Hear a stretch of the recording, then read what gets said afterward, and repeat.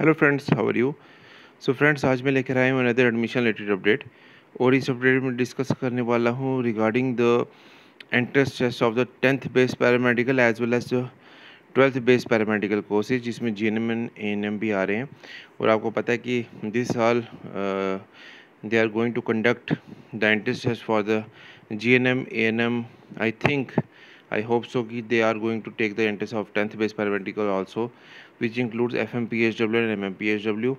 और इसी साल वो लोग common entrance test for engineering they are also going to conduct it for the first time after I think a gap of 3 to 4 years। Engineering का भी वो इस बार एंट्रेंस टेस्ट कंडक्ट करने वाले हैं JKVOP। सबसे पहले तो अगर हम बात की जाए तो MCQ बेस्ड जो क्वेश्चंस हैं, एक वीडियो एक सीरीज़ लेकर आए जिसमें मैं important questions specially for the tenth base paramedical and 12th base paramedical which includes GNM and ANM। ठीक है, उन कैंडिडेट्स के लिए जो लोग इस कोर्स में अप्लाई करना चाहते हैं। और ये कुछ इंपॉर्टेंट क्वेश्चंस हैं जो मेरे पॉइंट ऑफ व्यू से जो मुझे लगता है चैप्टर वाइज चैप्टर में एक सीरीज़ बनाऊंगा जिसमें सबसे इम्पोर्टेंट जो MCQs हैं वो डिस्कस करूंगा। सबसे पहले मैं फ़िज़िक्स का आज मैं लेकर आया हूँ। फ़िज़िक्स में जो चैप्टर है आपका लाइट, उसके कुछ इंपॉर्टेंट क्वेश्चंस MCQs में आपसे डिस्कस करने वाला हूँ। तो हम वीडियो को स्टार्ट करते हैं। सबसे पहले फर्स्ट अगर हम MCQ को देखें तो focal length of the plane mirror. ठीक है, तो focal length of the plane mirror क्या रहता है, इसका जो सोल्यूशन है ऑप्शन है 0, इन्फिनाइट, 25, -25। तो focal length of the plane mirror is infinite is the correct answer. Next question पे चलते हैं। Object is placed at a distance of 10 centimetre in front of the plane mirror, when then the distance of the image from the mirror will be। ठीक है, एक object को मैं हम 10 centimetre पे in front of the plane mirror अगर हम रखें, then the distance of the image from the mirror will be क्या आएगा आपका 10 सेंटीमीटर। और रीज़न क्या है, distance of the image is equal to the distance of the object from the mirror. क्योंकि प्लेन मिरर के केस में क्या होता है कि जो इमेज का डिस्टेंस होता है वो इक्वलेंट टू क्या होता है, मिरर के ऑब्जेक्ट के डिस्टेंस के इक्वलेंट होता है। तो ऑब्जेक्ट का डिस्टेंस यहाँ पे दिया हुआ है तो इमेज का डिस्टेंस आ जाएगा। The image of the object place in front of the convex mirror is formed at. ठीक है, अब कन्वेक्स मिरर की यहाँ पे बात चल रही है, तो यहाँ पर जितने भी मेजॉरिटी ऑफ द इमेजेस होते हैं कन्वेक्स जो मिरर के वो कहाँ पर रहेगा। अगर आपकी इमेज अगर in case of convex mirror देखेंगे तो वो बिहाइंड द मिरर निकल के आएगी। ठीक है, उसके बाद the radius of curvature the concave mirror is 12 centimetre, find the focal length. अब आपको पता है आप लोगों को फोकल लेंथ का फॉर्मूला क्या रहता है आपका -r/2। ठीक है, तो यहाँ पर जब हम इसमें r कितना दी है 12 सेंटीमीटर, ठीक है, रेडियस ऑफ कर्वेचर का, तो फिर मिरर के केस में तो -12/2/2, 2 1 2 6 जार, तो -6 जो रहेगा आपका इसका आंसर निकल के आएगा। An object is placed 20 centimetre from the concave mirror of focal length 10 centimetre, then the image formed at. तो इमेज आपकी कहाँ पर बनेगी, ऑप्शन यहाँ पर आपको दे दिए हैं। Centre of curvature of the mirror, ठीक है, at focus, behind the mirror, and focus और बिहाइंड द मिरर, ये 4 ऑप्शंस हैं। तो इसमें डी वाला जो है इज़ द करेक्ट आंसर। इन्होंने सॉल्व करके भी बताया आपको, क्योंकि ये मिरर का केस है तो इसमें जो आपका फार्मूला बनेगा वो बनेगा 1/u + 1/v = 1/f। ठीक है, u की वैल्यू दी हुई है, क्योंकि ऑब्जेक्ट हमेशा याद रखिएगा, ऑब्जेक्ट हमेशा नेगेटिव में होता है, क्योंकि वो same on the left side of the mirror होता है, तो ऑब्जेक्ट की वैल्यू हमेशा हम नेगेटिव ही लेते हैं मेजॉरिटी ऑफ द केसेस में। ठीक है, और फोकल लेंथ भी इस केस में आपकी क्या रहती है, नेगेटिव। ठीक है, तो ये दोनों वैल्यूज़ नेगेटिव ले ली, वैल्यूज़ को इसको इसमें सब्स्टिट्यूट कर दिया, और जैसे ही इसको सब्स्टिट्यूट करके इन्होंने सॉल्व किया तो they are going to get LCM लिया यहाँ पर इन्होंने, और इसको फिर v आया आपका -1/20, रेसिप्रोकल लिया तो v = 20 आपका आ गया। उसके बाद अगर हम आगे बात करें, velocity of the light is 3 × 10⁸ metre पर second, while a velocity in the medium is 1.5 × 10⁸ metre पर second. The refractive index of this medium is, आपको रिफ्रैक्टिव इंडेक्स निकालना है इसमें, और इसका फॉर्मूला ये लिख के आ रहा है, speed of the light in air by the speed of the light in the medium. Light की हमेशा जो होती है 3 × 10⁸ रहती है, याद रखना है कि कांस्टेंट वैल्यू है। और speed of light in the medium कितनी निकल के आती है 1 पर, ये तो गिवन है आपको। इसको जब आप सॉल्व करोगे, सॉल्व कैसे करेंगे, 10⁸ और ये कैंसिल हो जाएगा, ठीक है। ये 3/1.5 है, तो ये पॉइंट जब हटेगा तो ये ऊपर जाएगा 10/15, 5 2 ज़ार 5, 3 ज़ार 3 और 3 कैंसिल, तो 2 is your correct answer. A 10 mm long AWL pipe is placed vertically in the front of the concave mirror.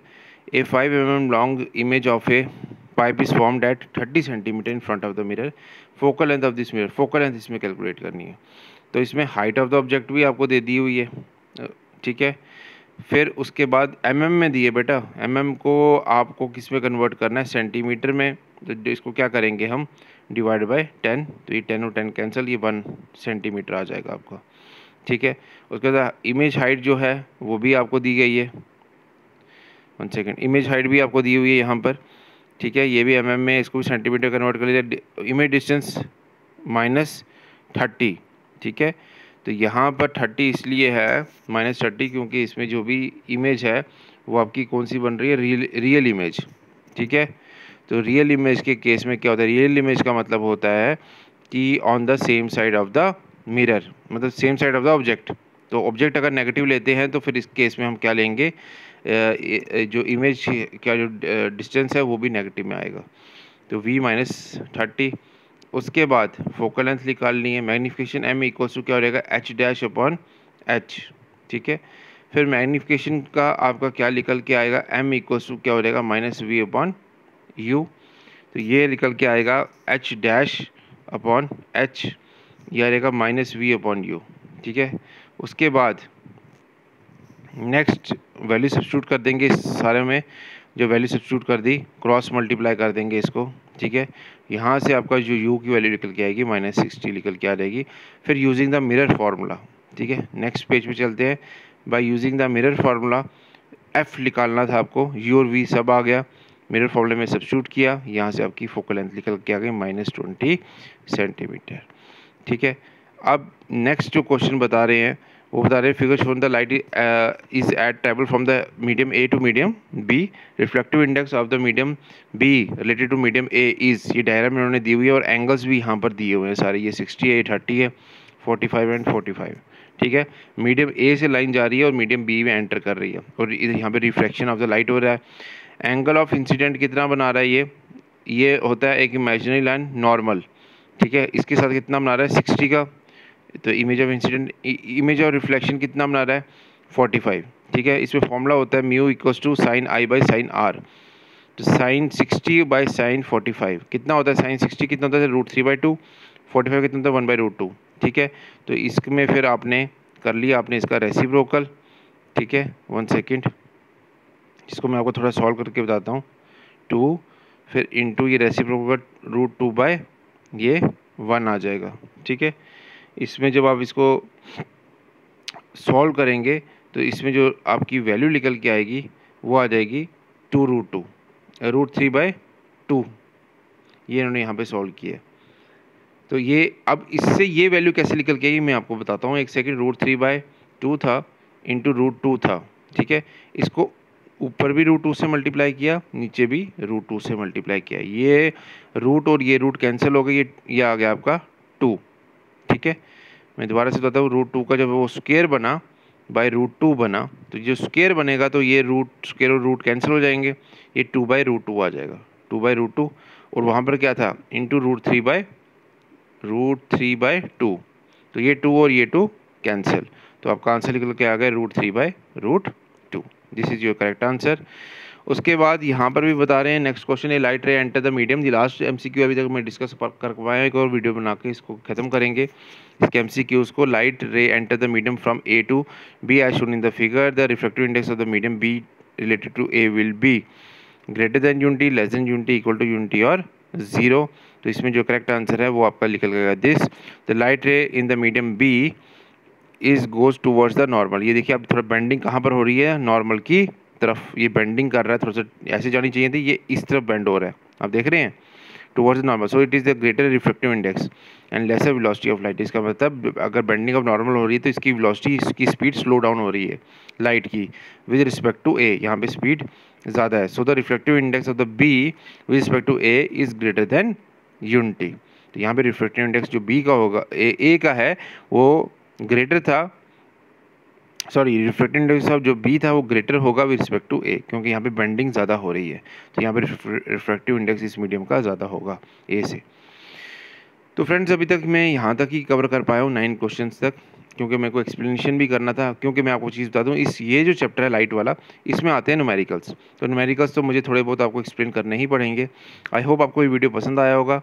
Share कीजिए अपने फ्रेंड्स के साथ। नहीं, आपको अगर पसंद आए तो आप कमेंट सेक्शन में बता सकते हैं आपको क्या अपडेट और चाहिए, मैं लेकर आऊँगा। तो आई होप आपको वीडियो पसंद आया, और kindly subscribe, like and share our channel. Description box में मेरा व्हाट्सएप ग्रुप का लिंक, टेलीग्राम चैनल का लिंक और इंस्टाग्राम का लिंक भी दिया हुआ है, आप मुझे उधर भी फॉलो कर सकते हैं। जेके वैकेंसीज अपडेट मेरा इंस्टाग्राम हैंडल है। Thank you so much friends, मिलते हैं नेक्स्ट वीडियो।